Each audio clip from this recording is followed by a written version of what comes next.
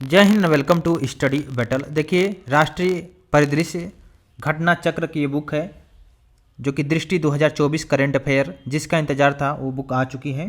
तो 1 जनवरी 2023 से लेकर 10 जनवरी 2024 तक के टोटल करंट अफेयर को इसमें इंक्लूड किया गया है। ठीक है, 10 जनवरी 2024 के लिए खासतौर से आरओ एआरओ के लिए और यूपीपीसीएस प्री एग्जाम के लिए ये रामबाण साबित होगा। तो देखते हैं सबसे पहले राष्ट्रीय घटनाक्रम, उसके बाद अंतर्राष्ट्रीय वैज्ञानिक परिदृश्य, पर्यावरण परिदृश्य, जितने भी खेल परिदृश्य के विषय में देखेंगे। टोटल करंट अफेयर को हम लोग इंक्लूड करेंगे। ठीक है, तो देखते हैं सबसे पहले राष्ट्रीय परिदृश्य करंट नोट्स। देश की जितनी भी राजनीतिक, सामाजिक, धार्मिक और शैक्षणिक घटनाओं और विभिन्न मंत्रालयों की घटनाओं पर नजर देखा जाएगा घटनाओं को। सबसे पहले देखते हैं स्वच्छ सर्वेक्षण जो कि 2023, इसको देखेंगे। 11 जनवरी 2024 को राष्ट्रपति द्रौपदी मुर्मू जी ने स्वच्छ सर्वेक्षण 2023 के परिणाम को घोषित किया है। इसमें देख सकते हैं स्वच्छ सर्वेक्षण 2024-23 में 4,477 शहरों का असेसमेंट किया गया है, जिसमें कुल मिलाकर 61 छावनी और 88 गंगा किनारे बसे शहर नगर शामिल हैं। इस प्रकार अब देखा जाए तो स्वच्छ सर्वेक्षण का ये 8वां संस्करण है जो कि विश्व का सबसे बड़ी शहरी स्वच्छता सर्वेक्षण बन गया है। तो इसमें हम लोग देखेंगे स्मरी पॉइंट को और डिस्कस करेंगे। देखिए, लगातार 7वीं बार इंदौर को भारत का सबसे स्वच्छ शहर घोषित किया गया है। इसमें देख सकते हैं जो कि 1 लाख से अधिक जनसंख्या के श्रेणी में इंदौर को लगातार 7वीं बार सबसे स्वच्छ शहर के रूप में घोषित किया गया है, जो कि इंदौर के साथ साथ देखिए सूरत जो कि गुजरात को भी प्रथम रैंक दिया गया। तो इस बार देखिए थोड़ा सा अलग देखने को मिला है। देखिए 10 शहरों की रैंकिंग देख सकते हैं। 1 लाख से अधिक की श्रेणी में इंदौर मध्य प्रदेश में है, जो कि सूरत गुजरात में है। इन दोनों को नंबर 1 का खिताब मिला है। साथ ही साथ नवी मुंबई जो कि महाराष्ट्र में 3rd नंबर पर, विशाखापट्टनम आंध्र प्रदेश 4थे नंबर पे है। ठीक है, उत्तर प्रदेश का कोई भी ऐसा शहर नहीं है जो कि टॉप 10 में है। ठीक है, इसके अलावा हम लोग देखेंगे 1 लाख से कम जनसंख्या के श्रेणी में सासवड़ जो कि महाराष्ट्र का है और पाटन एनपी छत्तीसगढ़ का सबसे क्लीनेस्ट सिटी है, जो कि 1 लाख से कम जनसंख्या की श्रेणी में ये शहर है। ठीक है, इसके अलावा देखिए शीर्ष 5 राज्य, अगर हम स्टेट की बात करें तो महाराष्ट्र नंबर 1 है, Madhya Pradesh 2nd number, Chhattisgarh 3rd number पर, वहीं पर ओडिशा 4थे नंबर पे है। 27 राज्यों की सूची में देखा जाए उत्तर प्रदेश का 9वां स्थान मिला है, जबकि बिहार को 15वें स्थान पर मिला है। वहीं पर शीर्ष गंगानगर की बात करें, गंगानगर में वाराणसी उत्तर प्रदेश का सबसे क्लीनेस्ट है, उसके बाद प्रयागराज उत्तर प्रदेश, बिजनौर उत्तर प्रदेश, हरिद्वार उत्तराखंड और कन्नौज उत्तर प्रदेश 5वें नंबर पर क्लीनेस्ट है, कन्नौज उत्तर प्रदेश। वहीं पर मध्य प्रदेश के महू छावनी को भारत का सबसे स्वच्छ छावनी घोषित किया गया है। 1 लाख से अधिक जनसंख्या श्रेणी में अगर देखा जाए तो शीर्ष 20 शहरों में उत्तर प्रदेश का एक शहर है जो कि नोएडा को 14वां स्थान प्राप्त हुआ है। वहीं पर गाजियाबाद को 38वां, अलीगढ़ को 40वां स्थान, वाराणसी को जो कि 41वां स्थान प्राप्त हुआ है, लखनऊ को 44वां, फिरोजाबाद को 52वां और एक प्रयागराज को 71वां स्थान प्राप्त हुआ। 1 लाख से अधिक जनसंख्या की श्रेणी की बात हो रही है। वहीं पर चंडीगढ़ को सर्वश्रेष्ठ सफाई मित्र सुरक्षित शहर घोषित किया गया है। इसके अलावा देखिए कचरा मुक्त शहरों की स्टार रेटिंग अगर प्रोटोकॉल के तहत देखा जाए तो नोएडा को 5 स्टार शहर के रूप में प्रमाणित किया गया, नोएडा जो कि उत्तर प्रदेश में है। वहीं पर स्वच्छ सर्वेक्षण 2023 के पुरस्कार समारोह के दौरान वर्ष 2024 हेतु स्वच्छ भारत मिशन को गीत का भी विमोचन किया गया है। इसका शीर्षक है नया संकल्प नया प्रकल्प। ठीक है, तो अब देखेंगे न्यू जो कि पीएम जनमन योजना को देखते हैं। 2011 की जनगणना के अनुसार भारत में जो अनुसूचित जाति SC है, ST आबादी है 10.545 करोड़ है, जिसमें से 18 राज्यों और केंद्रशासित प्रदेश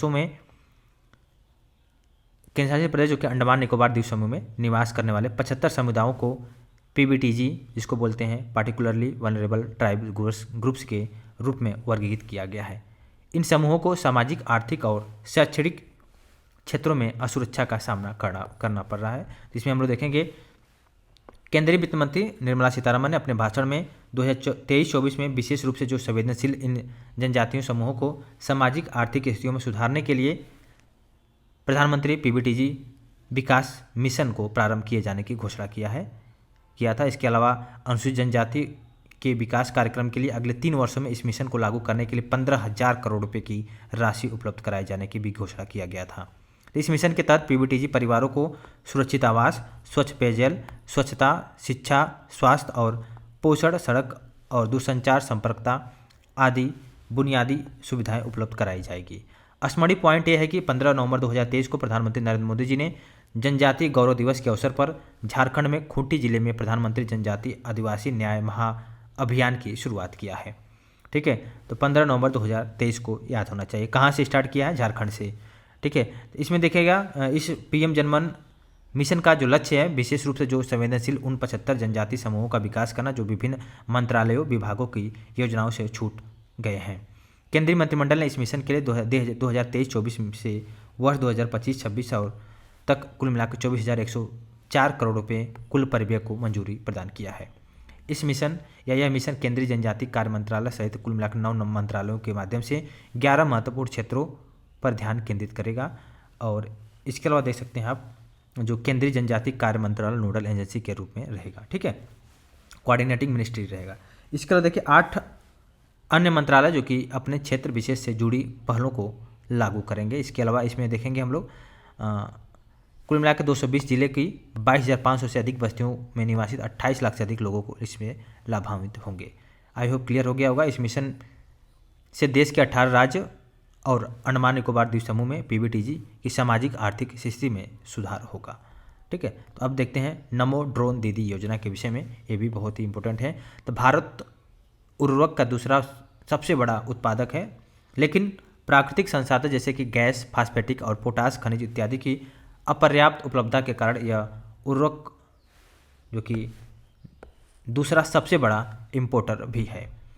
इसका देखिए उर्वरकों की आयात पर इस निर्भरता को दूर करने के लिए केंद्र सरकार ने बंद पड़ी जो कई उर्वरक इकाइयों को पुनरुद्धार के साथ साथ आत्मनिर्भर भारत योजना के तहत नई इकाइयों की स्थापना को भी प्रोत्साहन किया है। इसके अतिरिक्त केंद्र सरकार ने वैकल्पिक उर्वरकों के विकास के लिए स्वदेशी अनुसंधान को प्रोत्साहन किया है, जिसके परिणाम स्वरूप तरल नैनो उर्वरक जिसको बोलेंगे लिक्विड नैनो फर्टिलाइजर्स का विकास संभव हुआ है। नैनो यूरिया और नैनो डीएपी जैसे तरल उर्वरकों के विकास ने खेतों में उर्वरकों के छिड़काव की एक कुशल प्रणाली के विकास की आवश्यकता भी उत्पन्न कर दिया, जिसके परिचय में ड्रोन प्रौद्योगिकी बहुत ही महत्वपूर्ण साबित हुई है। किसान ड्रोन के उद्भव से कृषि पद्धतियों में अगर देखा जाए तो क्रांतिकारी परिवर्तन संभव हुआ। तो कृषि ड्रोन के माध्यम से उर्वरकों के छिड़काव के प्रणाली स्वचालित हो गई है, जिसके समय का भी बचत होगा।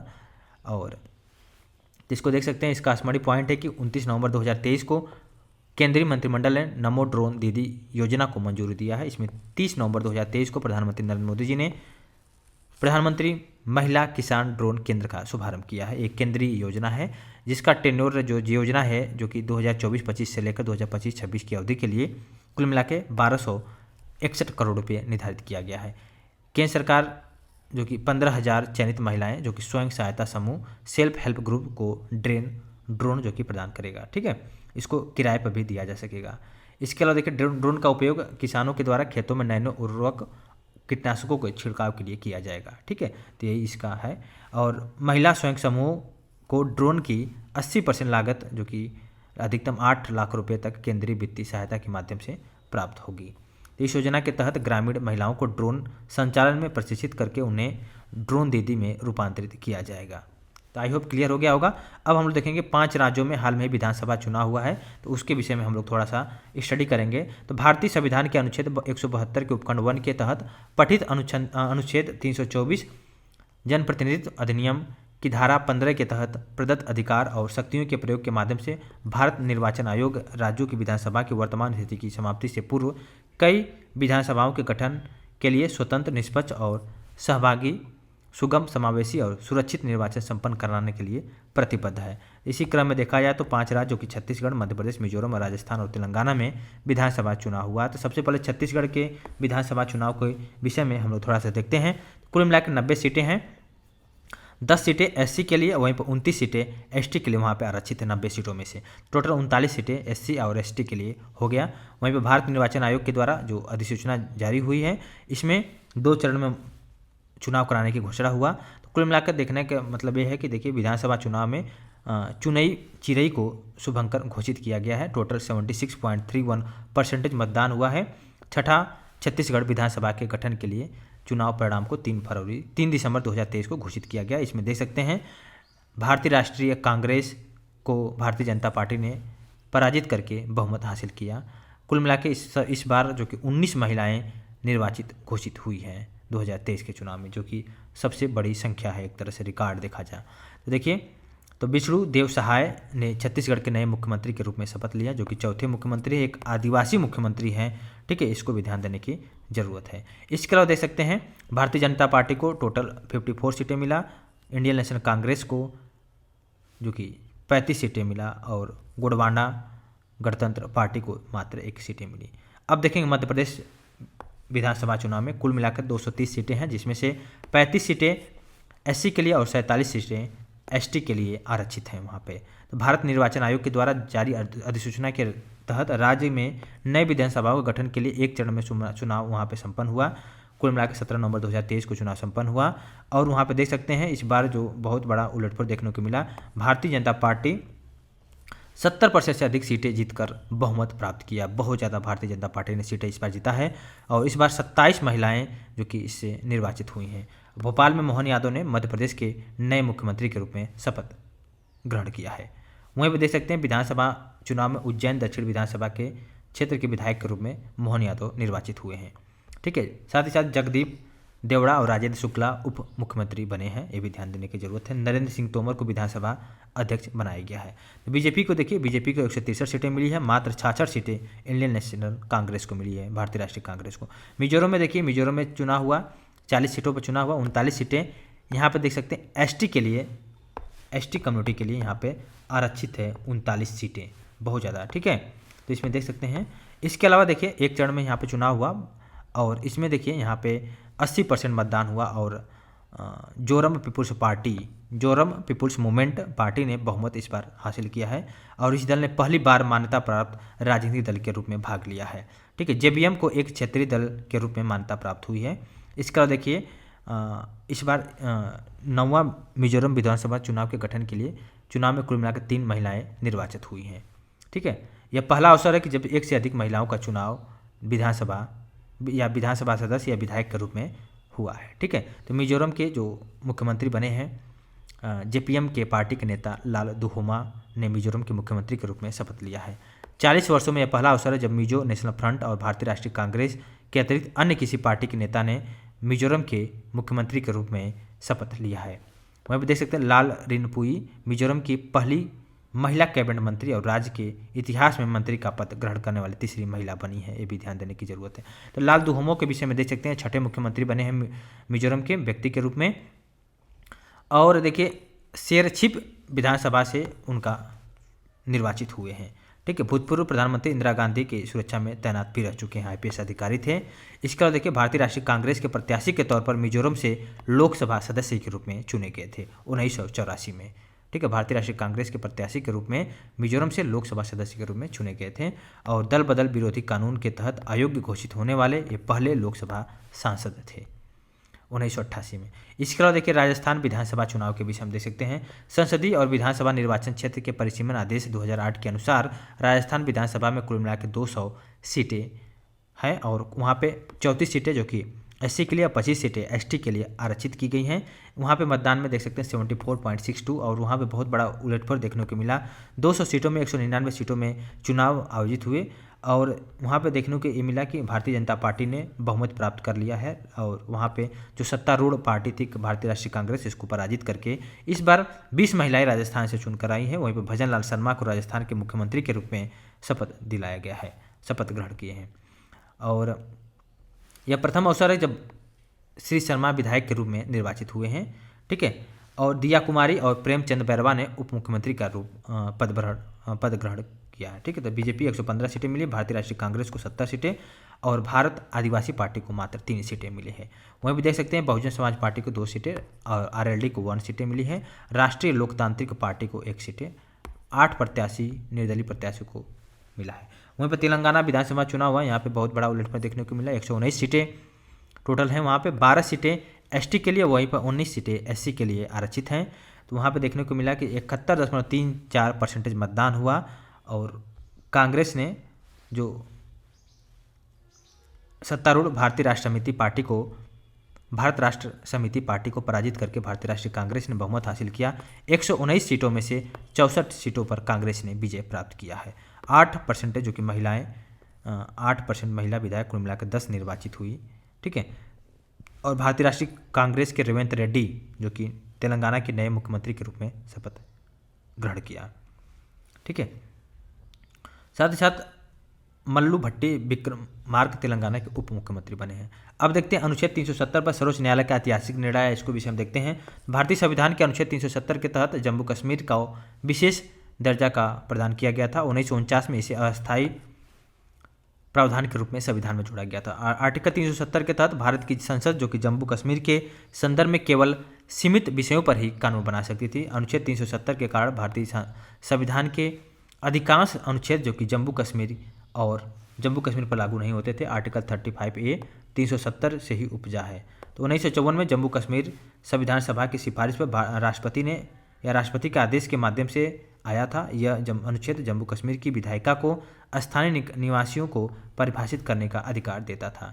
इस अनुच्छेद के अंतर्गत ही स्थानीय नागरिकों को जमीन खरीदने, कारोबार करने, नौकरी आदि के बारे में विशेष प्रावधान दिए गए थे। 2019 अगस्त में भारतीय संसद ने अनुच्छेद 370 और 35A के तहत जम्मू कश्मीर को प्रदत्त विशेष दर्जे की समाप्ति को मंजूरी की थी। अनुच्छेद 370 और 35A को निरस्त किए जाने के बाद 31 अक्टूबर 2019 से जम्मू कश्मीर और लद्दाख को 2 पृथक केंद्रशासित प्रदेशों के रूप में पुनर्गठित कर दिया गया था। वहीं हम देख सकते हैं भारत के सर्वोच्च न्यायालय ने 5-0 के सर्वसम्मत फैसले से केंद्र सरकार के द्वारा संविधान के अनुच्छेद 370 और 35A को निरस्त करने के निर्णय को अवैध ठहराया। ठीक है। और इस संविधान पीठ में देख सकते हैं जस्टिस DY चंद्रचूड़ सहित justice SK Kaul, justice Sanjiv Khanna, justice VR Gavai और जस्टिस सूर्यकांत शामिल हैं। 5 अगस्त 2019 को निर्णय हुआ कि संवैधानिक एकीकरण को बढ़ाने के उद्देश्य से लिया गया है, न कि इसका उद्देश्य विघटन था। ठीक है। आर्टिकल 370 एक अस्थायी उपबंध था। यह अनुच्छेद एक संक्रमणकाली उद्देश्य को पूर्ति के लिए भारतीय संविधान में शामिल किया गया था। आर्टिकल 370 को हटाने को वैध ठहराते हुए धारित किया गया कि जम्मू कश्मीर को संविधान सभा की अनुपस्थिति में राष्ट्रपति जम्मू कश्मीर के संदर्भ में आदेश जारी कर सकता है। सर्वोच्च न्यायालय ने इस तथ्य को स्वीकार किया कि 5 अगस्त 2019 को तत्कालीन राष्ट्रपति को 370 को निरस्त करने का पूरा अधिकार था। साथ ही साथ सर्वोच्च न्यायालय ने इस तथ्य को भी स्वीकारा कि अनुच्छेद 370 के तहत दी गई जो शक्ति का प्रयोग राष्ट्रपति एक तरफा अधिसूचना यूनिलैटरल नोटिफिकेशन जारी कर सकते हैं और इस हेतु संसद के दोनों सदनों में साधारण बहुमत से अनुमोदन की आवश्यकता होती है। सर्वोच्च न्यायालय ने इस तथ्य को भी सही ठहराया कि जब अनुच्छेद 370 निरस्त हो चुका है तो जम्मू कश्मीर के संविधान का कोई अस्तित्व नहीं है। न्यायालय ने केंद्र सरकार को जम्मू कश्मीर के राज्य के दर्जे को बहाल करने और वर्ष 2024 तक विधानसभा चुनाव करने का निर्देश भी दिया है। इसमें देख सकते हैं जम्मू कश्मीर पुनर्गठन विधेयक 2023 और जम्मू कश्मीर आरक्षण संशोधन विधेयक 2023 के विषय में देख सकते हैं। देखिए बहुत इंपॉर्टेंट इससे क्वेश्चन आना ही है। आर्टिकल 370, 35A और सर्वोच्च न्यायालय क्या निर्णय है उसको आना ही है, इसमें से कोई ना कोई क्वेश्चन। तो 11 दिसंबर 2023 को भारत की संसद ने जम्मू कश्मीर पुनर्गठन विधेयक 2023 और जम्मू कश्मीर आरक्षण विधेयक 2023 को पारित किया। इसमें देख सकते हैं सबसे पहले जम्मू कश्मीर आरक्षण संशोधन विधेयक 2023 को विषय में देखा जाए तो 2 बार धारा 2 में संशोधन करना, जो कि जम्मू कश्मीर आरक्षण अधिनियम 2004 की धारा 2 में संशोधन करना और जम्मू कश्मीर आरक्षण अधिनियम 2004 अनुसूचित जाति, जनजाति और अन्य सामाजिक शैक्षणिक रूप से पिछड़े वर्ग के सदस्यों के लिए नौकरियों तथा व्यावसायिक संस्थानों में प्रवेश में आरक्षण का प्रावधान करता है।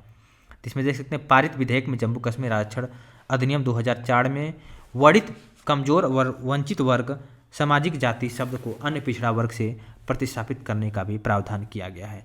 जम्मू कश्मीर पुनर्गठन विधेयक 2023। इसके अलावा देख सकते हैं पारित विधेयक 2019 के पुनर्गठन विधेयक में संशोधन प्रस्तावित है, इसको भी देख सकते हैं। इसके अलावा देख सकते हैं कश्मीरी प्रवासियों में से अधिकतम 2 सदस्य को विधानसभा में नामित करने का प्रावधान है, जिसमें से 1 महिला सदस्य होगी। इसके अतिरिक्त उपराज्यपाल के द्वारा विधानसभा में 1 सदस्य पाकिस्तान के कब्जे वाले कश्मीर POK से विस्थापित व्यक्तियों में से नामित किया जा सकता है। इस विधेयक में जम्मू कश्मीर विधानसभा के सीटों की कुल संख्या 107 से बढ़कर 114 करने का प्रस्ताव किया गया है। 7 सीटें जो कि SC के लिए, वहीं पर 9 सीटें ST के लिए आरक्षित होंगी। तो जम्मू कश्मीर की विधानसभा की वास्तविक सीटें जो कि 83 से बढ़कर 90 करने का प्रावधान भी किया गया है। 83 सीटें जम्मू में, वहीं पर 47 सीटें कश्मीर में होगी। 43 सीटें जम्मू में और 47 सीटें कश्मीर में होंगी। और पाकिस्तान के कब्जे वाले कश्मीर के लिए 24 सीटें आरक्षित की गई हैं, इसको भी ध्यान देने की ज़रूरत है। वहीं पर देख सकते हैं जम्मू कश्मीर पुनर्गठन द्वितीय संशोधन विधेयक 2023 के विषय में देख सकते हैं। 12 दिसंबर 2023 को लोकसभा के द्वारा पारित किया गया, 18 दिसंबर 2023 को राज्यसभा के द्वारा पारित किया गया जम्मू कश्मीर पुनर्गठन द्वितीय संशोधन विधेयक। इस विधेयक के माध्यम से जम्मू कश्मीर पुनर्गठन अधिनियम 2019 में संशोधन प्रस्तावित है। इस विधेयक के अनुसार जहां तक संभव हो सके जम्मू कश्मीर विधानसभा में सभी निर्वाचित सीटों में से महिलाओं के लिए 1/3 सीटें आरक्षित करने का प्रावधान किया गया है। यह आरक्षण विधानसभा में अनुसूचित जाति, अनुसूचित जनजाति के लिए आरक्षित सीटों पर भी लागू होगा। अब देखिए मेरा युवा भारत के विषय में ये न्यू टॉपिक है, इसको भी देख सकते हैं। 15 अगस्त 2022 को भारत की स्वतंत्रता की 75वीं वर्षगांठ मनाई गई और 75वीं वर्षगांठ से लेकर 100वीं वर्षगांठ तक कुल मिलाकर 25 वर्षीय अवधि को अमृतकाल की संज्ञा दी गई है। इस निर्णायक पड़ाव पर भारत के युवाओं को देश का भविष्य रचने में महत्वपूर्ण भूमिका निभानी है, क्योंकि वर्ष 2047 तक अमृत भारत का निर्माण करने की एक परिवर्तनकारी विकास यात्रा पर आगे बढ़ रहा है। विजन 2047 को साकार करने के लिए एक ऐसे फ्रेमवर्क की आवश्यकता होगी जो ग्रामीण युवाओं, शहरी युवाओं और ग्रामीण शहरी युवाओं को एकल मंच पर ला सके। इसी परिप्रेक्ष्य में केंद्र सरकार ने एक नए स्वायत्तशासी निकाय, जिसको बोलेंगे ऑटोनोमस बॉडी नामक, जिसका नाम है मेरा युवा भारत के रूप में एक व्यापक सक्षम तंत्र की स्थापना का निर्णय लिया है। स्मरणीय पॉइंट यह है कि 31 अक्टूबर 2023 को राष्ट्रीय एकता दिवस के अवसर पर प्रधानमंत्री नरेंद्र मोदी ने नई दिल्ली स्थित कर्तव्य पथ पर देश के युवाओं के लिए मेरा युवा भारत मंच का शुभारंभ किया है और यह भारत सरकार के द्वारा स्थापित एक स्वायत्त निकाय है। यह युवा विकास, युवा नेतृत्व वाले विकास के लिए प्रौद्योगिकियों के द्वारा संचालित एक व्यापक इंस्टीट्यूशनल मैकेनिज्म प्रदान करता है। मेरा युवा भारत को देश के युवाओं के लिए एक ही स्थान पर एक संपूर्ण सरकारी मंच के रूप में सेवा प्रदान करने के लिए स्थापित किया गया है। इसके अलावा देख सकते हैं मेरा युवा भारत मंच, जो कि राष्ट्रीय युवा नीति में दी गई युवाओं की परिभाषा के अनुरूप 15 से लेकर 29 वर्ष आयु के युवाओं को लाभान्वित करेगा, लेकिन विशेष रूप से किशोरों के लिए बनाए गए इस कार्यक्रम के घटकों के मामले में लाभार्थी 10 से लेकर 19 वर्ष आयु वर्ग के होंगे। मेरा युवा भारत एक फिजिटल मंच है। फिजिटल का अर्थ फिजिकल प्लस डिजिटल से है, जिसमें भौतिक गतिविधि के साथ साथ डिजिटल रूप से जुड़ने का भी अवसर भी शामिल है। इस युवाओं को मात्र निष्क्रिय प्राप्तकर्ता की जगह विकास सक्रिय संचालक एक्टिव ड्राइवर बनाने में मदद करेगा। अब देखिए आज़ादी के अमृत महोत्सव का समापन के विषय में। आज़ादी का अमृत महोत्सव भारत की स्वतंत्रता के 75 वर्ष पूरे होने के उत्सव मनाने और यहाँ के लोगों, संस्कृति और उपलब्धियों के गौरवशाली इतिहास को याद करने के लिए भारत सरकार के द्वारा संचालित एक पहल थी। जन भागीदारी की भावना से इस महोत्सव को जन उत्सव के रूप में मनाया गया है। आज़ादी का अमृत महोत्सव के दौरान प्रतिवर्ष 15 नवंबर को जनजाति गौरव दिवस के रूप में मनाने की घोषणा किया गया है। इस अवधि के दौरान प्रतिवर्ष 26 दिसंबर को साहिबजादा जोरावर सिंह और साहिबजादा फतेह सिंह की शहादत की याद में वीर बाल दिवस के रूप में मनाने की घोषणा किया गया है। तो 14 अगस्त आज़ादी के अमृत महोत्सव के दौरान ही प्रतिवर्ष 14 अगस्त को विभाजन विभीषिका स्मृति दिवस, इसको बोलेंगे पार्टिसिपन हॉरर्स रिमेम्बरेंस डे के रूप में मनाने की घोषणा किया गया है। तो आई होप क्लियर हो गया। और इसमें देख सकते हैं 31 अक्टूबर 2023 को प्रधानमंत्री नरेंद्र मोदी जी ने राष्ट्रीय एकता दिवस नेशनल यूनिटी डे के अवसर पर नई दिल्ली स्थित कर्तव्य पथ पर मेरी माटी मेरी देश अभियान की अमृत कलश यात्रा के समापन समारोह में भाग लिया है। और इस कार्यक्रम के साथ ही आज़ादी के अमृत महोत्सव का समापन भी हो गया है। आज़ादी के अमृत महोत्सव की आधिकारिक शुरुआत 12 मार्च 2021 को हुई है। ठीक है, इसमें आप देख सकते हैं जो उत्कृष्ट प्रदर्शन करने में शीर्ष राज्य हैं जम्मू कश्मीर, गुजरात, हरियाणा और राजस्थान है। आज़ादी का अमृत महोत्सव के दौरान उत्कृष्ट प्रदर्शन करने वाले शीर्ष 3 मंत्रालय में केंद्रीय विदेश मंत्रालय, केंद्रीय रक्षा मंत्रालय, केंद्रीय रेल मंत्रालय और केंद्रीय शिक्षा मंत्रालय है। 31 अक्टूबर 2023 को प्रधानमंत्री नरेंद्र मोदी ने नई दिल्ली स्थित कर्तव्य पथ पर अमृत महोत्सव स्मारक का शिलान्यास किया है। इसके अलावा देखिए मेरी माटी मेरा देश योजना के विषय में। मेरी माटी मेरा देश को एक देशव्यापी लोकाभिमुख अभियान है, जिसे भारत की स्वतंत्रता के 75 वर्ष पूरे होने के उपलक्ष्य में आयोजित किया गया है। यह आज़ादी के अमृत महोत्सव का समापन कार्यक्रम है। इस अभियान का आयोजन 9 अगस्त से लेकर 31 अक्टूबर 2023 के मध्य केंद्रीय युवा कार्यक्रम और खेल मंत्रालय और केंद्रीय संस्कृति मंत्रालय के द्वारा किया गया है। इसका टैगलाइन देख सकते हैं, मिट्टी को नमन, वीरों को वंदन। अब देखिए नमो भारत ट्रेन, भारत की पहली रैपिड रेल सेवा के विषय में। नमो भारत ट्रेन के विषय में देखिए नई विश्व स्तरीय परिवहन अवसंरचना के निर्माण के माध्यम से देश में क्षेत्रीय कनेक्टिविटी को रूपांतरित करने के प्रधानमंत्री के विजन के अनुरूप क्षेत्रीय रैपिड ट्रांजिट सिस्टम, जिसको बोलेंगे रीजनल रैपिड ट्रांजिट सिस्टम, का विकास किया है। और राष्ट्रीय राजधानी क्षेत्र में क्षेत्रीय नोड्स को जोड़ने वाली एक नई रेल आधारित प्रणाली है। यह एक समर्पित उच्च गति उच्च क्षमता से युक्त आरामदायक यात्री परिवहन सेवा है। यह देश में एक शहर से दूसरे शहर तक सुरक्षित, विश्वसनीय और आधुनिक आवागमन की सुविधा प्रदान करता है। आरआरटीएस मेट्रो रेल से भिन्न है क्योंकि इसे अपेक्षाकृत लंबी दूरी तक यात्रा करने वाले यात्रियों के लिए विकसित किया गया है। आरआरटीएस को गति मेट्रो रेल से लगभग 3 गुनी अधिक होती है। इससे मेट्रो रेल की तुलना में कम ठहराव, जिसको बोलेंगे फीवर स्टॉपर होते हैं। आरआरटीएस पारंपरिक रेलवे से अलग है क्योंकि यह एक समर्पित पथ पर उच्च गति के साथ विश्वसनीय हाई फ्रिक्वेंसी वाली एक बिंदु से दूसरे बिंदु तक क्षेत्रीय यात्रा को सुगम बनाती है। राष्ट्रीय राजधानी क्षेत्र के विभिन्न महत्वपूर्ण नगरों को आपस में जोड़ने के लिए 8 आरआरटीएस गलियारों के विकास की सिफारिश की गई थी। और दिल्ली गाजियाबाद मेरठ, दिल्ली गुरुग्राम एसएनबी अलवर, दिल्ली पानीपत, दिल्ली फरीदाबाद, बल्लभगढ़ पलवल, गाजियाबाद खुर्जा, दिल्ली बहादुरगढ़ रोहतक, गाजियाबाद हापुड़ और दिल्ली शाहदरा बड़ौत शामिल है इसमें। स्मरणीय पॉइंट है कि 20 अक्टूबर 2023 को प्रधानमंत्री नरेंद्र मोदी ने उत्तर प्रदेश के गाजियाबाद स्थित साहिबाबाद रैपिड एक्स स्टेशन पर दिल्ली गाजियाबाद मेरठ आरआरटीएस गलियारे के प्राथमिकता वाले खंड का उद्घाटन किया है और नमो भारत ट्रेन को राष्ट्र को समर्पित किया। भारत की पहली रैपिड रेल सेवा साहिबाबाद से दुआई डिपो को जोड़ने वाली नमो भारत ट्रेन को हरी झंडी दिखाकर रवाना किया गया है। ये क्षेत्रीय त्वरित परिवहन प्रणाली का शुभारंभ हो गया है। दिल्ली गाजियाबाद मेरठ आरआरटीएस गलियारे की कुल लंबाई 82.15 किलोमीटर है। वहीं भारत की पहली क्षेत्रीय रैपिड ट्रांजिट प्रणाली की डिजाइन गति 180 किलोमीटर प्रति घंटा है। अब देखिए, गांगेय डॉल्फिन उत्तर प्रदेश का एक जलीय जीव बना है, ये भी इंपॉर्टेंट है। तो गांगेय डॉल्फिन मतलब गांगेय डॉल्फिन का वैज्ञानिक नाम है प्लेटनिस्टा गैंगटिका। ठीक है, उल्लेखनीय पॉइंट यह है कि गांगेय डॉल्फिन विश्व में मीठे पानी में पाई जाने वाली 4 डॉल्फिन प्रजातियों में से एक है, जिसका नाम है गांगेय डॉल्फिन। 3 मीठे पानी वाली जो अन्य है जिसका नाम है, पहला तो है यांगजे नदी चाइना में पाई जाने वाली जिसका नाम है बैजी डॉल्फिन, दूसरा सिंधु नदी में पाई जाने वाली है भूलन डॉल्फिन, और तीसरा जो कि अमेजन नदी लैटिन अमेरिका में पाई जाने वाली है बोटो डॉल्फिन। ये चारों ही मीठे पानी में पाए जाने वाले 4 डॉल्फिन की प्रजाति हैं, जिसमें से पहला है गांगेय डॉल्फिन, बैजी डॉल्फिन और भूलन डॉल्फिन और बोटो डॉल्फिन है। 2006 में चीन की नदी डॉल्फिन को विलुप्त घोषित कर दिया गया। उल्लेखनीय पॉइंट यह है कि डॉल्फिन प्रायः समुद्री जल में ही पाई जाती हैं क्योंकि उपयुक्त चारों प्रजातियां ऐसी है जो केवल नदियों और झीलों में पाई जाती है। गंगा नदी डॉल्फिन को प्रायः टाइगर ऑफ द गंगा के नाम से भी जानते हैं, ये भी इंपॉर्टेंट है। तो क्वेश्चन आ सकता है टाइगर ऑफ द गंगा कौन है, तो आपको लगेगा टाइगर की बात हो रही थी इसमें, तो डॉल्फिन कहाँ से आ गया, लेकिन ऑप्शन दिया रहेगा कि डॉल्फिन भी है। तो डॉल्फिन यहाँ से बिल्कुल ही आपको करके आना है, डॉल्फिन को ही।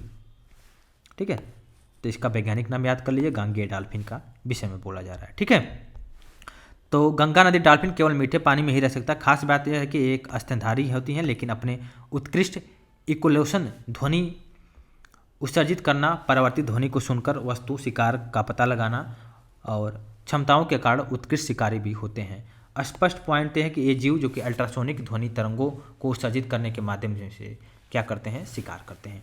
तो इसमें स्मरणीय पॉइंट को देख लेते हैं। उत्तर प्रदेश सरकार के वन विभाग के द्वारा गांगेय डॉल्फिन को प्रदेश के जलीय जीव के रूप में मान्यता देने की घोषणा किया। उल्लेखनीय पॉइंट है कि मई 2010 में गंगा नदी डॉल्फिन को राष्ट्रीय जलीय जीव के रूप में अधिसूचित किया है। 2008 में गंगा नदी डॉल्फिन को असम सरकार के द्वारा राज्य का जलीय पशु घोषित किया गया है। 2019 में पंजाब के द्वारा सिंधु नदी का डॉल्फिन राज्य को जलीय जीव या जलीय पशु घोषित किया गया है। उत्तर प्रदेश की राज्य मछली चितला है और देसी भांगूर बिहार की राज्य मछली है। आईयूसीएन की लाल सूची, जिसको बोलते हैं आईयूसीएन रेड लिस्ट में, गंगा नदी डॉल्फिन को संकटग्रस्त इंडेंजर्ड की श्रेणी में वर्गीकृत किया गया है। वन्यजीव संरक्षण अधिनियम 1972 की अनुसूची 1 में सूचीबद्ध किया गया। इसके तहत इन्हें सुरक्षा का उच्चतम स्तर प्राप्त हुआ है।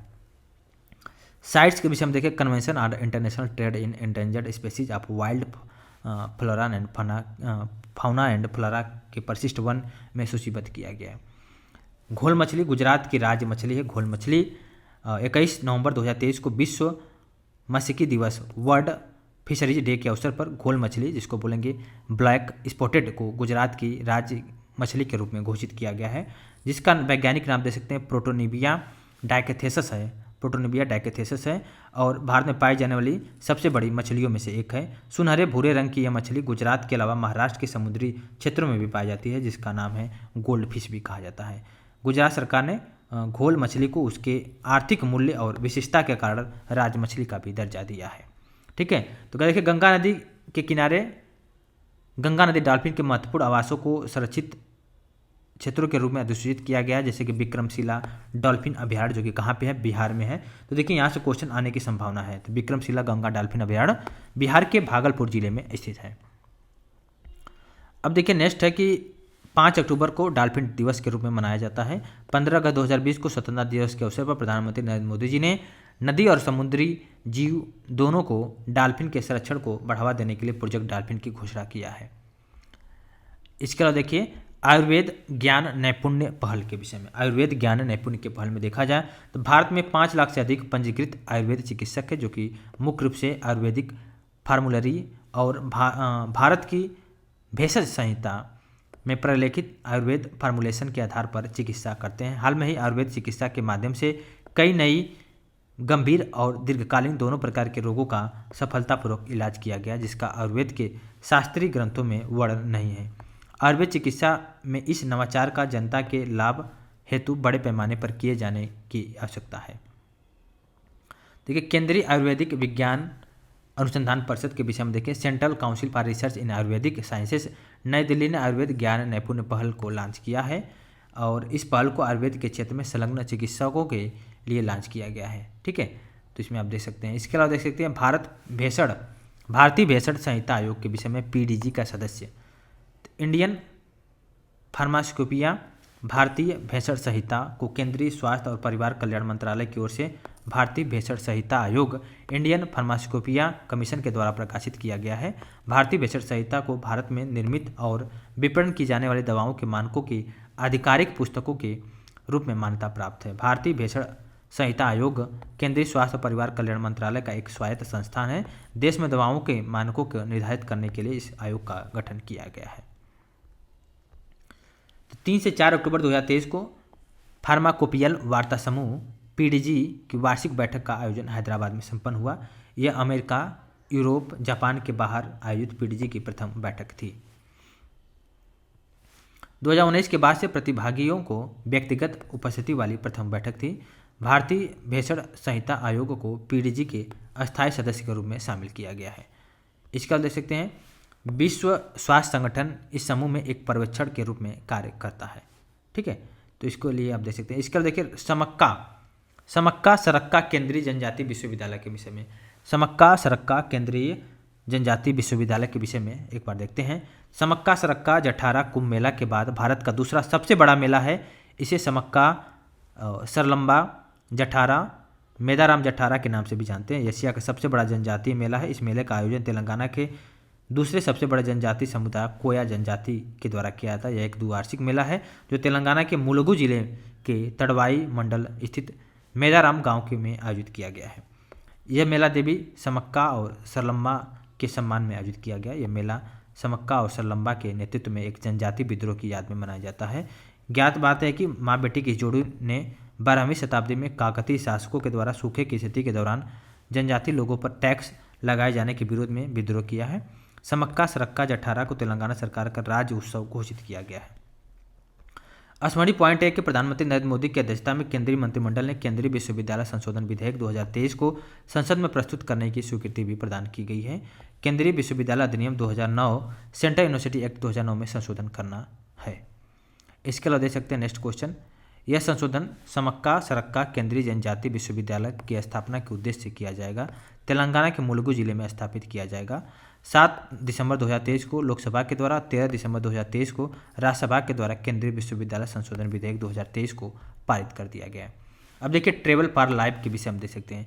मिशन लाइफ भारत के नेतृत्व वाला एक वैश्विक जन आंदोलन है। इसका उद्देश्य पर्यावरण की रक्षा और संरक्षण के लिए व्यक्तिगत और सामुदायिक कार्यवाही को प्रेरित करना। उल्लेखनीय पॉइंट है कि लाइफ का क्या तात्पर्य है। लाइफ का तात्पर्य है कि पर्यावरण के लिए जीवन शैली, लाइफ स्टाइल फॉर इन्वायरमेंट से है। ठीक है, तो टेबल फॉर लाइफ बहुत इंपॉर्टेंट है। मिशन लाइफ को सर्वप्रथम प्रधानमंत्री नरेंद्र मोदी जी ने 1 नवंबर 2023 को ग्लासगो यूनाइटेड किंगडम में आयोजित किया था और प्रस्तावित किया था।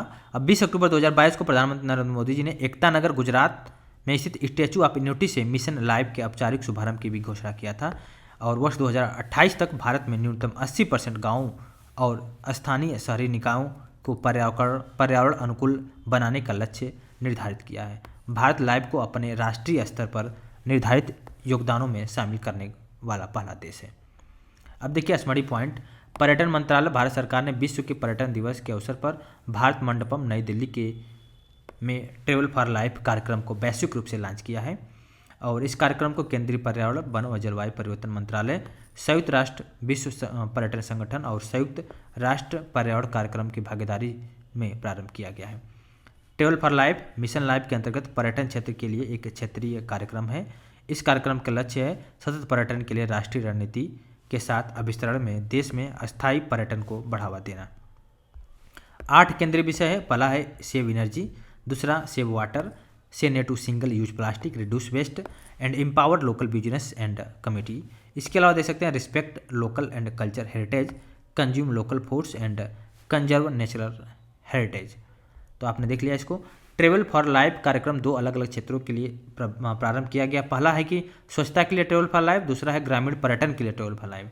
तो स्वच्छता के लिए ट्रेवल फॉर लाइफ जो कि एक राष्ट्रव्यापी स्वच्छता अभियान है जिसमें देश के 108 पर्यटन स्थलों पर संचालित करने के लिए योजना बनाई गई है।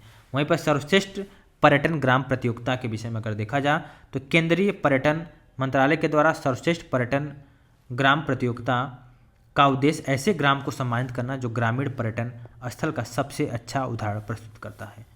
27 सितंबर 2023 को विश्व पर्यटन दिवस के अवसर पर सर्वश्रेष्ठ पर्यटन ग्राम पुरस्कारों की घोषणा किया गया है। पर्यटन दिवस के माध्यम से गाँवों की सांस्कृतिक विरासत के संरक्षण और सतत विकास को बढ़ावा देने के लिए पुरस्कार प्रदान करता है। कुल मिलाकर 35 गाँवों को पुरस्कृत किया गया है। इसमें 5 गाँवों को स्वर्ण, 10 गाँवों को रजत और 20 गाँवों को कांस्य की श्रेणी से पुरस्कृत किया गया है। इसमें देख सकते हैं पहला है कि देखिए अगर स्वर्ण श्रेणी से जो पुरस्कृत गांव है दावर है जिला बांदीपुर जम्मू कश्मीर में, सरमोली पिथौरागढ़ उत्तराखंड में है, रेइकेक जो कि ममित मिजोरमपुर में है।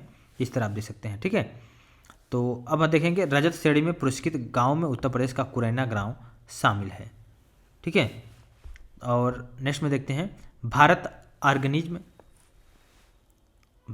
ऑर्गेनिक जो कि ब्रांड के विषय में देखेंगे। 25 जनवरी 2023 को multi state cooperative society act 2002 के तहत राष्ट्रीय सहकारी ऑर्गेनिक लिमिटेड को पंजीकृत किया गया। उल्लेखनीय पॉइंट है कि 11 जनवरी 2023 को प्रधानमंत्री नरेंद्र मोदी जी ने के नेतृत्व में केंद्रीय मंत्रिमंडल के द्वारा राष्ट्रीय सहकारी ऑर्गेनिज्म लिमिटेड NCOL के गठन को मंजूरी प्रदान की गई है। प्रधानमंत्री नरेंद्र मोदी के सहकार से समृद्धि विजन के अनुरूप भारत को जैविक उत्पादों में विश्व में अग्रणी बनाने हेतु राष्ट्रीय सहकारी ऑर्गेनिज्म लिमिटेड की स्थापना एक राष्ट्रीय स्तर की बहुराज्य सहकारी समिति के रूप में की गई।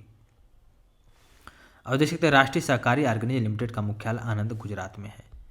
स्मरणीय पॉइंट है कि राष्ट्रीय सहकारी ऑर्गेनिज्म लिमिटेड के द्वारा नई दिल्ली में सहकारिता के माध्यम से जैविक उत्पादों को बढ़ावा देना विषय पर राष्ट्रीय संगोष्ठी का आयोजन किया गया है। NCOL के द्वारा आयोजित इस राष्ट्रीय संगोष्ठी के मौके पर केंद्रीय गृह सहकारिता मंत्री अमित शाह के द्वारा भारत ऑर्गेनिज्म ब्रांड के 6 उत्पादों को जारी किया गया है। 8 नवंबर 2023 से ही ऑर्गेनिज्म अंडर वन रूफ विचार पर के साथ ही साथ सभी ऑर्गेनिज्म उत्पादों के एक रिटेल आउटलेट नेटवर्क को भी शुरुआत की गई है। अब देखिए एकात्मता की मूर्ति के विषय में आदि शंकर जिन्हें आदि शंकराचार्य के नाम से जाना जाता है 8वीं शताब्दी के भारतीय विद्वान थे। वे अद्वैत के समर्थक थे और व्यक्तिगत आत्मा की एकात्मकता के सिद्धांत को मानते थे। इनका जन्म केरल के कालडी ग्राम में हुआ था। एक नंबूदरी ब्राह्मण परिवार में थे और इन्होंने श्रृंगेरी, पुरी, द्वारका, बद्रीनाथ 4 मठों की स्थापना किया था। देखिए मध्य प्रदेश के तत्कालीन मुख्यमंत्री शिवराज सिंह चौहान ने एकात्मकता की मूर्ति का अनावरण किया है और इस मूर्ति का अनावरण ओंकारेश्वर में आयोजित शंकरवतरम नामक एक समारोह में किया गया था, ठीक है। तो इसमें देख सकते हैं इस अवसर पर श्री चौहान ने अद्वैत लोक संग्रहालय जो कि आचार्य शंकर संग्रहालय का शिलान्यास किया है। आचार्य शंकर की बहुधातु प्रतिमा, आचार्य शंकर संग्रहालय, आचार्य शंकर अंतर्राष्ट्रीय अद्वैत वेदांत स्थान से युक्त इस बहुसंरचनात्मक परिसर का एकात्म धाम निर्धारित किया गया है। आदि गुरु शंकराचार्य की एक विशाल प्रतिमा है। यह प्रतिमा मध्य प्रदेश के खंडवा जिले की पुनासा तहसील के अंतर्गत ओंकारेश्वर मंदाता पर्वत पर स्थापित की गई है। इसकी प्रतिमा 108 फीट है और इसको बोलते हैं वॉकिंग पोस्चर बोलते हैं। ठीक है, इसमें देख सकते हैं 54 फीट ऊंचे एक आसन के ऊपर स्थित है, जो कि 27 फीट ऊंचे कमल की पंखुड़ी आधार पर टिका हुआ है। 500 वर्षों से भी अधिक समय तक खड़ी रह सकती है, इसको निर्मित किया गया है। ठीक है, और इस प्रतिमा का वैचारिक स्केच प्रसिद्ध भारतीय चित्रकार वासुदेव कामत ने तैयार किया है। इसी स्केच के आधार पर सोलापुर महाराष्ट्र के एक कुशल मूर्तिकार भगवान रामपुरे ने एकात्मकता की मूर्ति का निर्माण किया है। ठीक है, इसके अलावा अगर हम बात करें भारत में जो अन्य मूर्तियां हैं, जैसे स्टैचू ऑफ यूनिटी गुजरात में है, तिरुवल्लुर प्रतिमा जो कि तमिलनाडु में है, गोमटेश्वर प्रतिमा कर्नाटका में, हनुमान मूर्ति नई दिल्ली में, भगवान मुरुगन प्रतिमा तमिलनाडु में और मुरुदेश्वर की भगवान शिव की प्रतिमा कर्नाटका में है। अब देखिए स्टैचू ऑफ इक्वलिटी के विषय में देख सकते हैं। 14 अक्टूबर 2023 को मैरीलैंड अमेरिका में डॉक्टर भीमराव अम्बेडकर की 19 फीट ऊंची प्रतिमा का निर्माण किया गया, जिसको बोला गया स्टैचू ऑफ इक्विटी, और सबसे ऊंची प्रतिमा है जो कि भारत से बाहर स्थित है डॉक्टर अम्बेडकर जी का। और हैदराबाद, इसके अलावा देखिए हैदराबाद में भी डॉक्टर अम्बेडकर जी के विश्व की सबसे ऊंची प्रतिमा है, उसका रेप्लिका है, और इसको राम वी सुतार ने शिल्पकार है इसके। साथ ही साथ सुतार जो कि स्टैचू ऑफ यूनिटी के भी डिजाइन किया है, उसको भी, जो कि वल्लभ भाई पटेल की प्रतिमा है स्टैचू ऑफ यूनिटी, जो कि गुजरात में है। 2023 अप्रैल में तेलंगाना के तत्कालीन मुख्यमंत्री के चंद्रशेखर राव ने भारत में स्थित डॉक्टर भीमराव अम्बेडकर जी की सबसे ऊंची प्रतिमा का निर्माण किया है। हैदराबाद में स्थित इस प्रतिमा की ऊंचाई 125 फीट है। ठीक है, इसके अलावा देखिए नेक्स्ट क्वेश्चन को देखते हैं, नेक्स्ट में देखते हैं और डिस्कस करते हैं। देखिए इसमें राष्ट्रीय हल्दी बोर्ड का गठन किया गया, बहुत इंपॉर्टेंट है, राष्ट्रीय हल्दी बोर्ड का गठन किया गया है। तो इसमें देखा जाए अगर हल्दी का वनस्पति का नाम है कुरकुमा लोंगे, जिंजीबेरेसी परिवार का एक पुष्पीय पादप है। यह एक सदाबहार और औषधि गुणों से युक्त है, जो मुख्यतः भारतीय उपमहाद्वीप और दक्षिण पूर्व एशिया में उगाया जाता है। और कर्क्यूमिनाइटस हल्दी जो कि उपस्थित प्रमुख जैव सक्रिय, जिसको बोलते हैं बायोएक्टिक यौगिक है, और ये जैव सक्रिय यौगिक एंटीऑक्सीडेंट, एक कैंसर रोधी है, एंटी कैंसर गुणों के लिए उत्तरदायी होता है। भारत में विश्व में हल्दी का सबसे बड़ा उत्पादक, उपभोक्ता और निर्यातक है। 2022-23 में भारत में हल्दी उत्पादन 11.61 लाख टन था, जो कि वैश्विक हल्दी उत्पादन का 75% से भी अधिक है। भारत में सर्वाधिक हल्दी उत्पादक राज्य महाराष्ट्र, तेलंगाना, कर्नाटका और तमिलनाडु है। हल्दी के वैश्विक व्यापार में भारत की हिस्सेदारी 62% से भी अधिक है। स्मरणीय पॉइंट है कि 4 अक्टूबर 2023 को भारत सरकार ने राष्ट्रीय हल्दी बोर्ड के गठन को अधिसूचित किया है। राष्ट्रीय हल्दी बोर्ड देश में हल्दी और हल्दी उत्पादों के विकास और संवर्धन पर ध्यान केंद्रित करेगा। राष्ट्रीय हल्दी बोर्ड के निम्न कार्य हैं, जो कि यह बोर्ड हल्दी के स्वास्थ्य संबंधी लाभों के विषय में जागरूकता बढ़ाएगा और हल्दी की खपत को बढ़ाने की दिशा में कार्य करेगा। हल्दी के निर्यात को बढ़ाने के लिए अंतर्राष्ट्रीय स्तर पर नए बाजार विकसित करेगा, नए उत्पादों के अनुसंधान और विकास को बढ़ावा देगा। वहीं पर राष्ट्रीय हल्दी बोर्ड की केंद्रित गतिविधियों के माध्यम से 2030 तक भारत के द्वारा हल्दी निर्यात $1 बिलियन तक पहुंचने का अनुमान व्यक्त किया है।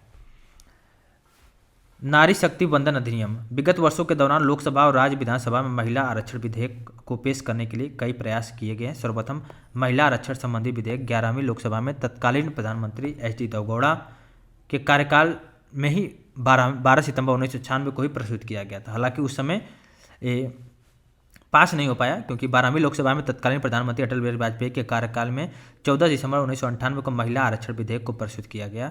तीसरी बार 13वीं लोकसभा में पुनः प्रधानमंत्री अटल बिहारी वाजपेयी के कार्यकाल में 25वां संविधान संशोधन 1999 के दौरान 23 सितंबर 1999 को महिला आरक्षण विधेयक को प्रस्तुत किया। हालांकि उस समय राजनीतिक दलों के मध्य जो सर्वसम्मति के अभाव के कारण यह विधेयक पारित नहीं हो सका।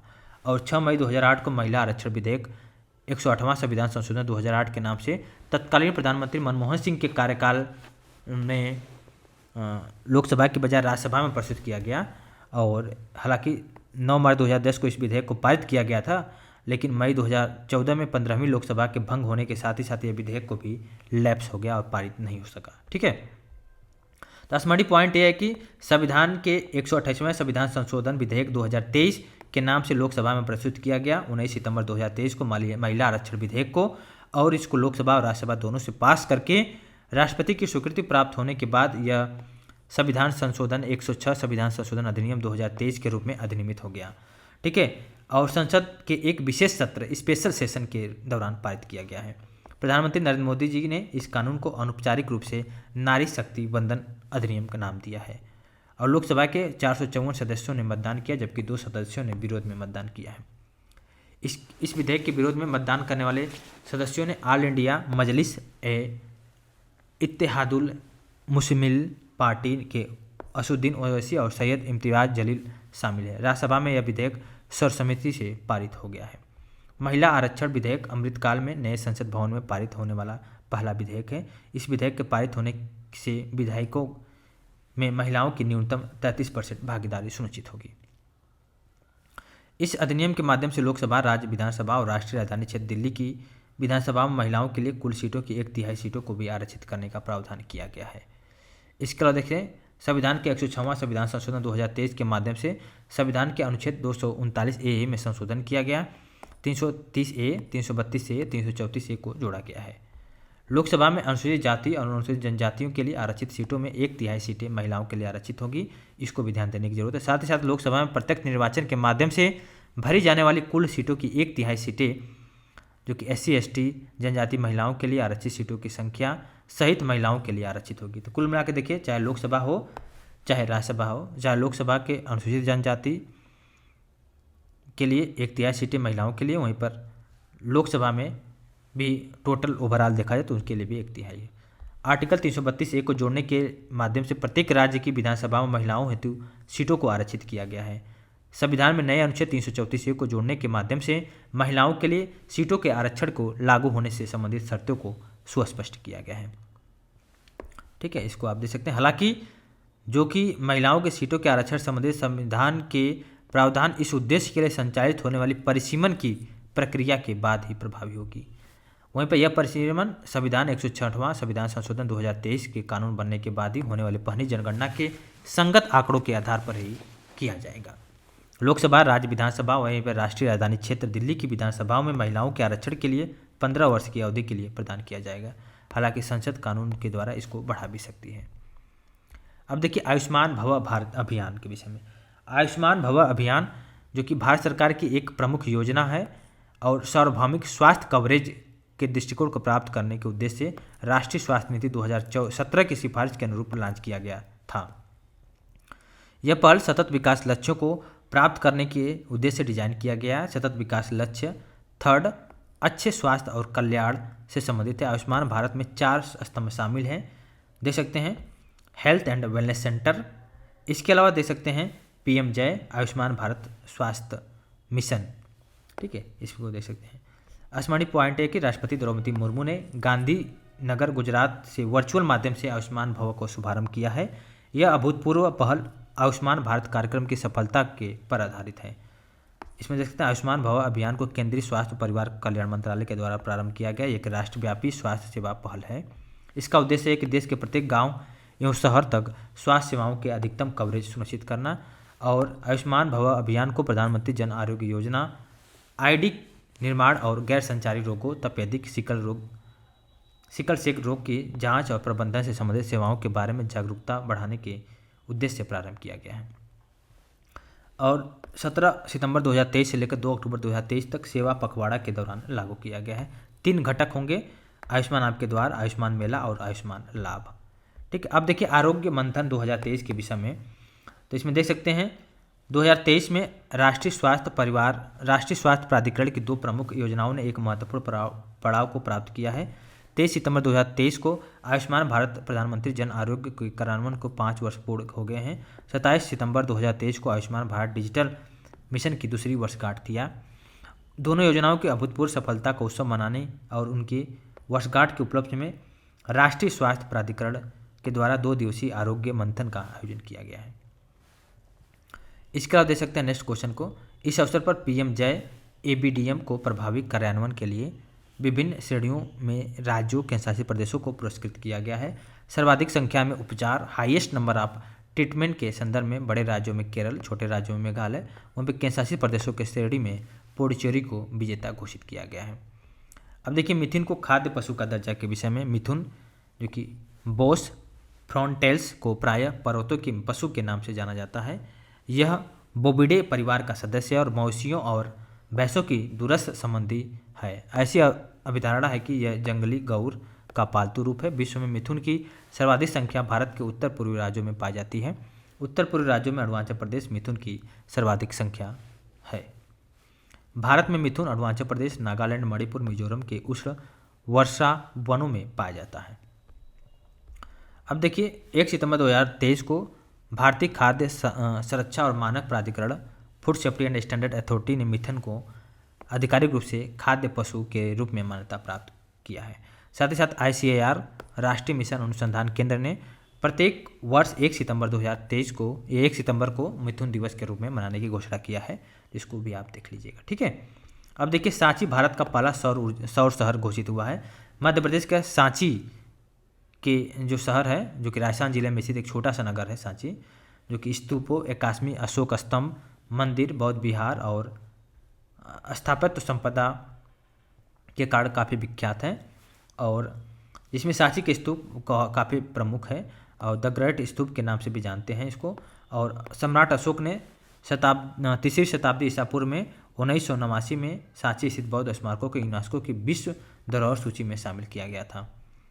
इसके अलावा देख सकते हैं 6 सितंबर 2023 को मध्य प्रदेश के तत्कालीन मुख्यमंत्री शिवराज सिंह चौहान ने सांची को भारत के प्रथम सौर शहर के रूप में लोकार्पण किया। यहाँ पे नेट जीरो कार्बन उत्सर्जन शहर बनाने के लिए मध्य प्रदेश सरकार के नवीन और नवीकरणीय ऊर्जा विभाग और IIT कानपुर के मध्य समझौता हुआ था।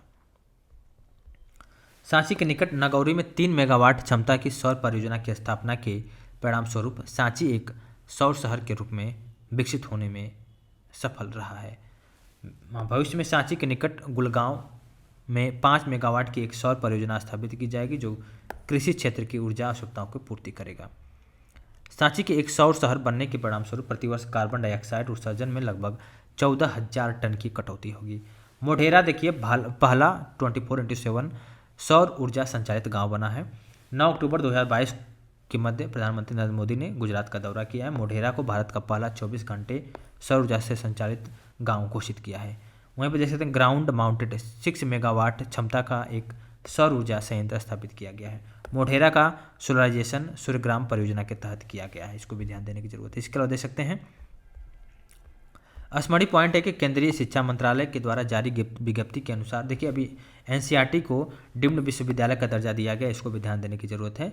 तो विश्वविद्यालय से जो हायर एजुकेशन के ऐसे संस्थान जो शिक्षा के विशिष्ट क्षेत्र में हाई स्टैंडर्ड पर कार्य कर रहे हैं, उन्हें विश्वविद्यालय अनुदान आयोग की सलाह पर केंद्र सरकार के द्वारा डीम्ड यूनिवर्सिटी की घोषित किया जा सकता है। तो ऐसे संस्थान जिन्हें डीम्ड विश्वविद्यालय का दर्जा प्रदान किया जाता है वह एक विश्वविद्यालय के समान अकादमिक दर्जा और विशेषाधिकार प्राप्त करते हैं। यह दर्जा इन संस्थानों को विशेषीकृत क्षेत्रों में अकादमिक गतिविधियों को सुदृढ़ करने हेतु प्रोत्साहित किया गया है। तो इसमें आप देख सकते हैं, ठीक है। तो NCERT को डी नोवो श्रेणी में डीम्ड विश्वविद्यालय का दर्जा प्रदान किया गया है, इसको ध्यान दीजिएगा। इसके अलावा देखिए स्वच्छ वायु सर्वेक्षण 2023 के विषय में देख सकते हैं। 2019 में केंद्रीय पर्यावरण, वन और जलवायु परिवर्तन मंत्रालय ने राष्ट्रीय स्वच्छ वायु कार्यक्रम को लॉन्च किया है। इसका उद्देश्य है कि शहर क्षेत्र और राष्ट्रीय स्तर पर वायु गुणस्तर में सुधार लाना है, ठीक है। तो इसमें देख सकते हैं 20 से लेकर 30% तक कटौती करने का लक्ष्य निर्धारित है, खासतौर से स्वच्छ वायु बनाना है, ठीक है।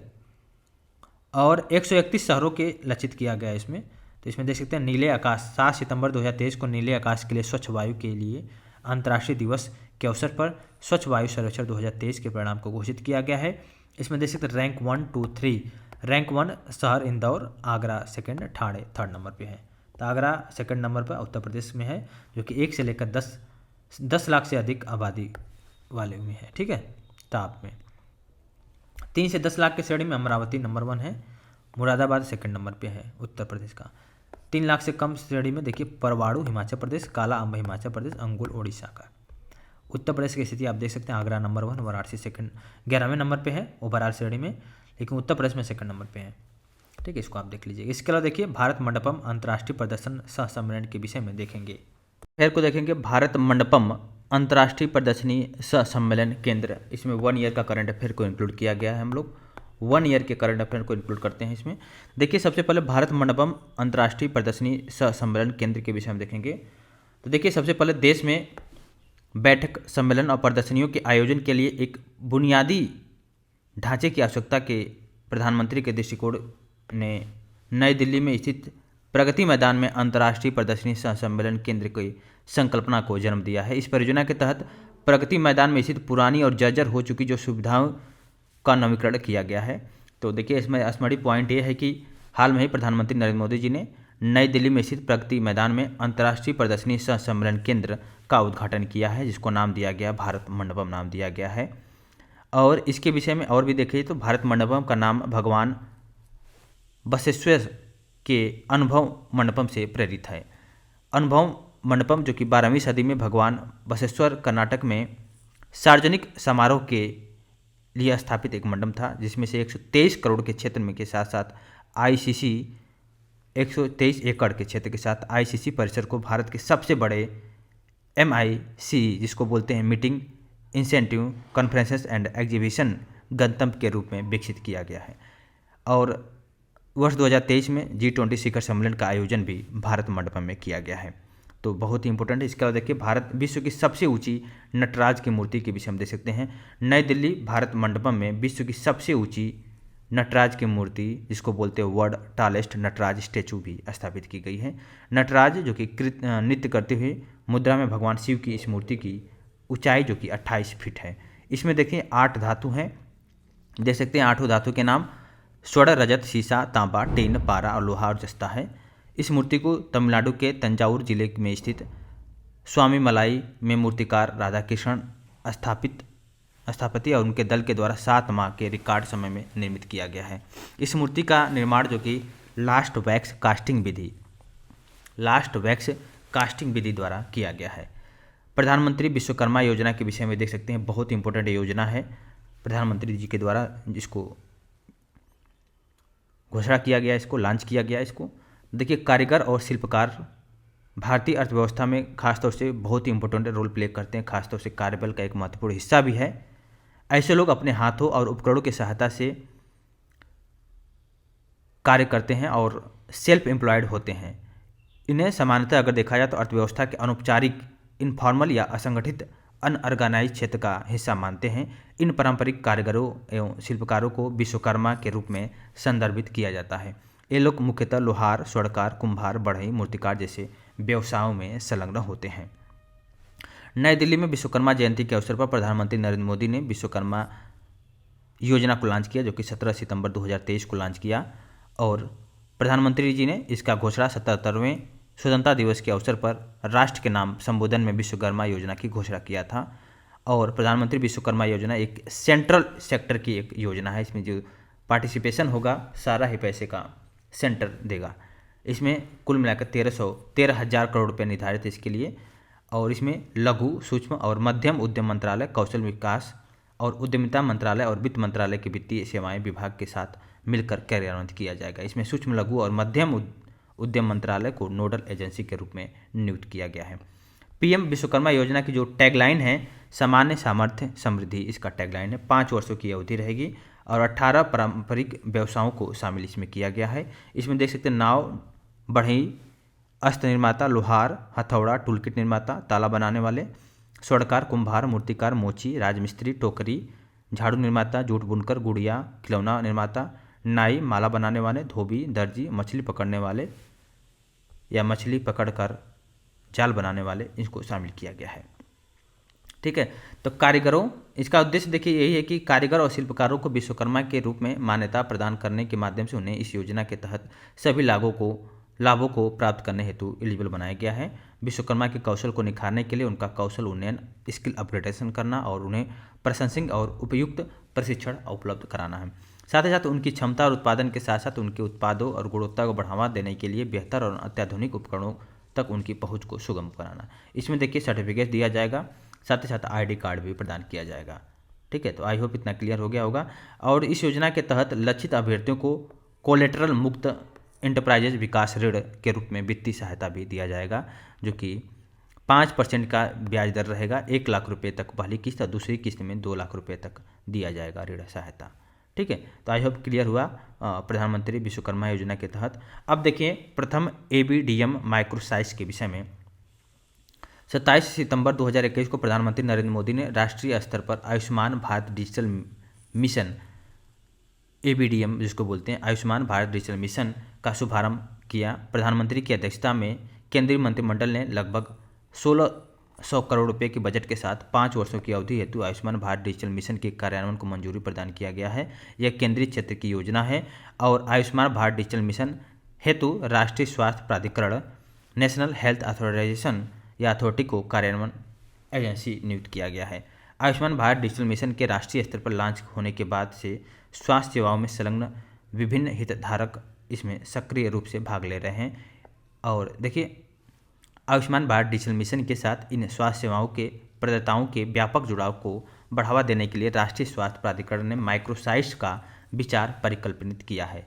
इस परिक्षेप में NHA के द्वारा ABDM के अंतर्गत 100 माइक्रोसाइट परियोजना को लॉन्च किया गया है। इन माइक्रोसाइट में सभी स्वास्थ्य सेवाएं प्रदाताओं को ABDM के अंतर्गत लाने के केंद्रीकृत प्रयास किए जाएंगे।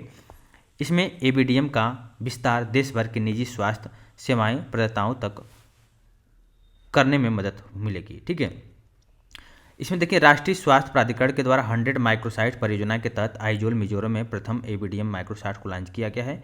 मिजोरम ABDM माइक्रोसाइट की शुरुआत करने वाला भारत का पहला राज्य बन गया है। साथ ही साथ देख सकते हैं इस क्षेत्र में निजी क्लिनिकों, छोटे अस्पताल, प्रयोगशाला सहित सभी स्वास्थ्य सुविधाओं को ABDM सक्षम बनाया जाएगा और मरीजों को डिजिटल स्वास्थ्य सेवाएं प्रदान की जाएगी।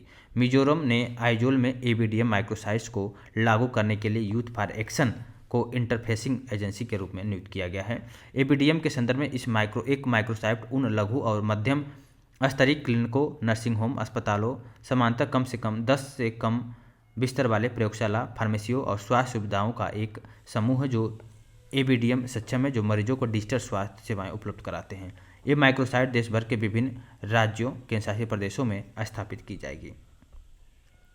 इसके अलावा देखिए इंडिया स्मार्ट सिटीज अवार्ड प्रतियोगिता 2022 के विषय में भारत सरकार के आवासन और शहरी कार्य मंत्रालय के द्वारा स्मार्ट सिटीज मिशन के तहत इंडिया स्मार्ट सिटीज अवार्ड प्रतियोगिता का आयोजन किया जाता है। स्मार्ट विकास को बढ़ावा देने वाले शहरों, परियोजनाओं और नवाचारों विचारों को पुरस्कृत करने के लिए इस प्रतियोगिता को लॉन्च किया गया है।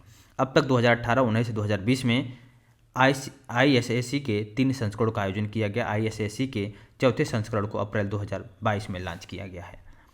स्मरणीय पॉइंट यह है कि 25 अगस्त 2023 को आवासन और शहरी कार्य मंत्रालय के द्वारा ISSC को 2022 के विजेताओं की घोषणा किया गया। देखिए बहुत इंपॉर्टेंट है, इंदौर को एक बार फिर भारत का सर्वश्रेष्ठ स्मार्ट सिटी घोषित किया गया है।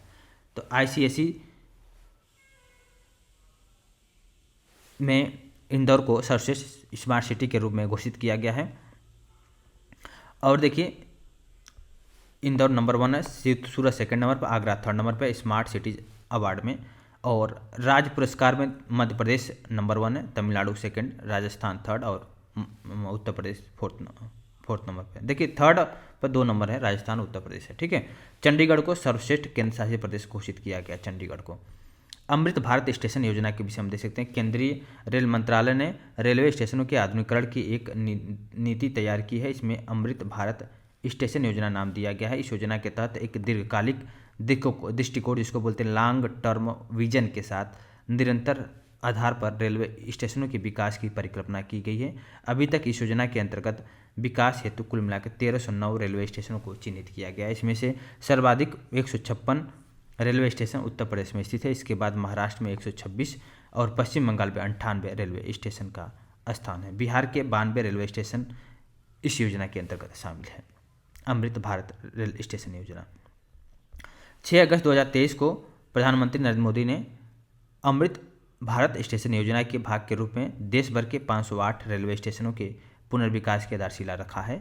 इसके अलावा देख सकते हैं नेक्स्ट अमृत भारत स्टेशन योजना के पहले चरण में 508 रेलवे स्टेशनों को शामिल किया गया है। साथ ही साथ इसमें देख सकते हैं 508 स्टेशनों के 27 राज्य और केंद्र शासित प्रदेशों में विस्तृत हैं और उत्तर प्रदेश में 55 और राजस्थान में 55, बिहार में 49, महाराष्ट्र में 44, पश्चिम बंगाल में 37, मध्य प्रदेश में 34, असम में 32, उड़ीसा में 25, पंजाब में 22, गुजरात में 22, तेलंगाना में 21, झारखंड में 22, आंध्र प्रदेश में 18, तमिलनाडु में 18, हरियाणा में 15, कर्नाटका में 13 है। इसके अलावा देखिए राष्ट्रीय बहुआयामी गरीबी सूचकांक एक प्रगति समीक्षा 2023 के विषय में संयुक्त राष्ट्र विकास कार्यक्रम यूएनडीपी के द्वारा अपनी मानव विकास रिपोर्ट सूचकांक, जिसको बोलेंगे ह्यूमन डेवलपमेंट रिपोर्ट में बहुआयामी गरीबी सूचकांक को वर्ष 2010 में ही शामिल किया जाता रहा है। यह विश्व में सबसे व्यापक रूप से प्रयोग किया जाने वाला गैर मुद्रीय नॉन मॉनेटरी गरीबी सूचकांक है। इसके तहत 3 आयाम स्वास्थ्य, शिक्षा, रहन सहन का स्तर के आधार पर बहुआयामी गरीबी का मापन किया जाता है।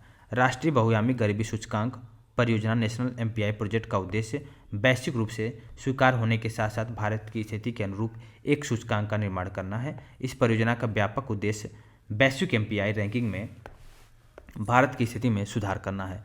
भारत में बहुआयामी गरीबी सूचकांक के कार्यान्वयन के लिए नीति आयोग नोडल मंत्रालय है। वहीं पर राष्ट्रीय बहुआयामी गरीबी सूचकांक का निर्माण 3 आयामों स्वास्थ्य, शिक्षा, रहन सहन का स्तर में विभक्त 12 इंडिकेटर के आधार पर किया गया है। इसमें देख सकते हैं 17 जुलाई 2023 को नीति आयोग के द्वारा राष्ट्रीय बहुआयामी गरीबी सूचकांक एक प्रगति समीक्षा 2023 नामक रिपोर्ट को जारी किया गया। इस रिपोर्ट का द्वितीय संस्करण है। प्रथम संस्करण 2021 में लॉन्च किया गया है। नवीनतम रिपोर्ट राष्ट्रीय परिवार स्वास्थ्य सर्वेक्षण 5 पर आधारित है। इस रिपोर्ट में राज्य, केंद्रशासित प्रदेश, जिला स्तरों पर बहुआयामी गरीबी की स्थिति का विस्तृत विश्लेषण प्रस्तुत किया गया है। साथ ही साथ इसमें NFHS 5 2019-21 के मध्य बहुआयामी गरीबी में हुए परिवर्तन को भी दर्ज किया गया है। नवीनतम रिपोर्ट में 36 राज्य, केंद्रशासित प्रदेशों और 707 प्रशासनिक जिलों के लिए बहुआयामी गरीबी के अनुमान प्रस्तुत किए गए। NFHS 4, NFHS 5 के मध्य सभी राज्य, केंद्रशासित प्रदेशों ने बहुआयामी गरीबी को कम करने के उल्लेखनीय प्रगति को दर्ज किया गया है। और 2015-16 से लेकर 2019-21 के मध्य रिकॉर्ड 13.5 करोड़ लोग बहुआयामी गरीबी से मुक्त हुए हैं। इस दौरान बहुआयामी गरीबी से मुक्त हुए लोगों की संख्या दृष्टि से शीर्ष 3 राज्य उत्तर प्रदेश 3.43 करोड़, बिहार 2.25 करोड़, मध्य प्रदेश 1.36 करोड़ है। 2015-16 में भारत में बहुआयामी रूप से गरीबी लोगों की संख्या 24.85% है। 2019-21 में घटकर 14.96% है। भारत में बहुआयामी रूप से गरीबी लोगों की संख्या 9.89% की उल्लेखनीय कमी दर्ज की गई है। ग्रामीण क्षेत्रों में बहुआयामी गरीबी 32.59% है, जबकि इससे घटकर 19.28% हो गई है। और शहरी क्षेत्रों में बहुआयामी गरीबी 8.65 से घटकर 5.27% हो गई है। वहीं भी देख सकते हैं 2015-16 और 2019-21 के मध्य भारत का बहुआयामी गरीबी सूचकांक मूल्य 1.17 से घटकर 0.66 हो गई है। सद्य रिपोर्ट से यह प्रदर्शित होता है कि भारत 2030 की निर्धारित समय सीमा से काफ़ी पहले ही SDG लक्ष्य 1.2 बहुआयामी गरीबी में न्यूनतम आधे की कटौती को प्राप्त करने की दिशा में अग्रसर है।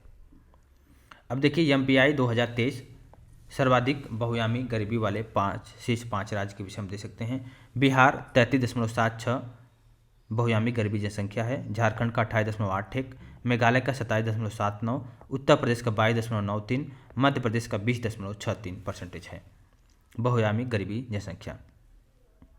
2019 से 21 की बात हो रही है। अगर इसमें हम बात करें, केरल सबसे कम बहुआयामी गरीबी जनसंख्या है, क्योंकि वहाँ पे बहुत ज़्यादा शिक्षा का असर है।